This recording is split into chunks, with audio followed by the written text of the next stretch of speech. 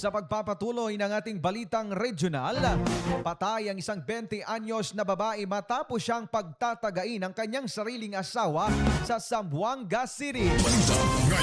Kinilala lamang sa alias na Ros ang biktima na nagtamo ng maraming taga sa iba't ibang bahagi ng kanyang katawan. Halos maputol din ang kanyang liig dahil sa tindi ng mga sugat. Nako, pasintabi po sa mga kumakain dyan.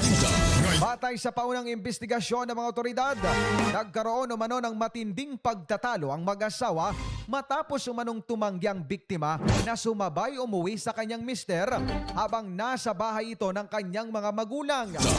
Sa gitna ng kanilang pagtatalo, umano'y kumuha ng patalim ang sospek at paulit-ulit na pinagtataga ang kanyang asawa hanggang sa mapatay ito. Hindi na nakatakas ang sospek at agad na naaresto ng mga rumesponding pulis. Ayon sa investigasyon, inamin umano ng lalaki na gumagamit siya ng iligal na droga.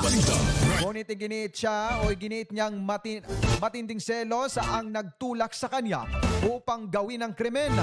Kasalukuyang nasa kustodiya na ng mga otoridad ang sospek at naharap sa kaukulang kaso habang nagpapatuloy ang masusing investigasyon upang matukoy ang buong detalye ng insidente. Balita ngayon.